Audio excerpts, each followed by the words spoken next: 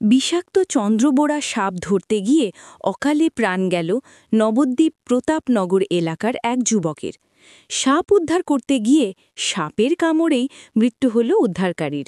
মর্মান্তিক ঘটনাটি ঘটেছে নদিয়ার নবদ্বীপ শহরের প্রতাপনগর এলাকায়। জানা যায়, গত সপ্তাহে এক বাড়িতে সাপ ঢুকলে খবর দেওয়া হয় প্রতাপনগর এলাকার দীপ বালা নামে যুবককে। সেখানেই সে সাপটিকে ধরে কৌটোবন্দী করতে গেলে সেই সাপেরই ছোবলে আঘাতপ্রাপ্ত হয় দীপ। সম্প্রতি তার এই সাপ উদ্ধার করার ভিডিও ভাইরাল হয়েছে সোশ্যাল মিডিয়াতে। পরবর্তী সময়ে চিকিৎসার জন্য প্রথমে নবদ্বীপ স্টেট জেনারেল হাসপাতালে নিয়ে যাওয়া হয় ও পরবর্তী সময় তাকে রেফার করা হয় অন্যত্র। সূত্রের খবর, কলকাতার নীলরতন হাসপাতালে চিকিৎসা চলছিল তার। অবশেষে বৃহস্পতিবার মৃত্যু হয় দীপের।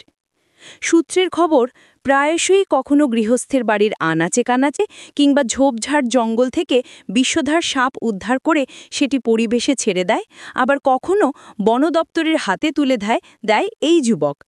ইতিমধ্যেই সাপ উদ্ধার করার ভিডিও সোশ্যাল মিডিয়ায় দেওয়ার ফলে জনপ্রিয় হয়ে উঠছিল ধীরে ধীরে সে। এলাকার তরতাজা যুবকের এহেন মৃত্যুতে শোকের ছায়া নেমে এসেছে এলাকায়।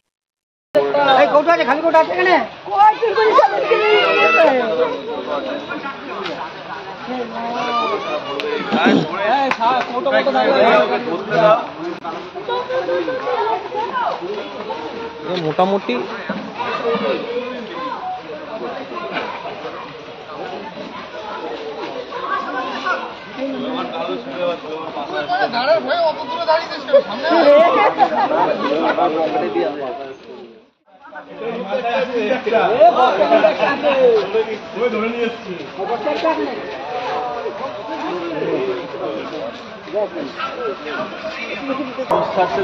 হালকা মনে হলো একটা ঝিঝি।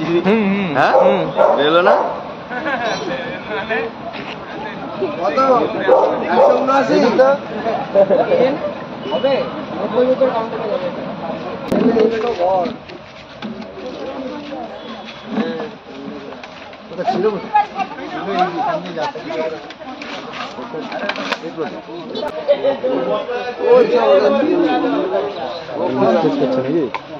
বেরি পাকাচ্ছে, ও বেরি না পাকানো পর্যন্ত এসে করবে না। হ্যাঁ, এই যে পাল্টিটা খাবে, মাল ঢুকছে না।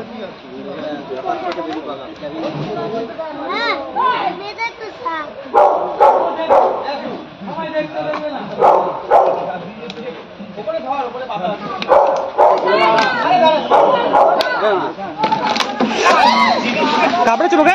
হ্যাঁ, কামড়ে দিয়েছে রে, কামড়ে দিয়েছে। ধরতে গেছিল। সাপ ধরে? হ্যাঁ, সাপ ধরে। তারপরে কি হয়েছিল? সাপ ধরতে গিয়ে সাপ কৌটোর মধ্যে ঢোকাতে গেছে, তারপরে সাপটা বেরিয়ে ওকে ছোবল মেরেছে। যে হাসপাতালে নিয়েছিলেন? হাসপাতালেও নিজেই গেছিল। আচ্ছা, এই প্রতাপনগর হাসপাতাল থেকে রেফার করেছে, তারপরে নীলরতনে নিয়ে যাওয়া হয়েছে। যে এখন কেমন আছে? এখন তো নেই, মারা গেছে। ও কি প্রায় ধরে সাপ? প্রায় ধরে। কোনো নাম কি ওর? ওর নাম দীপবালা। বাড়ি কোথায়? বাড়ি প্রতাপনগর পালবাজারের পাশে। আপনি কে হন? আমি দিদিমা, ওর মায়ের মাসি।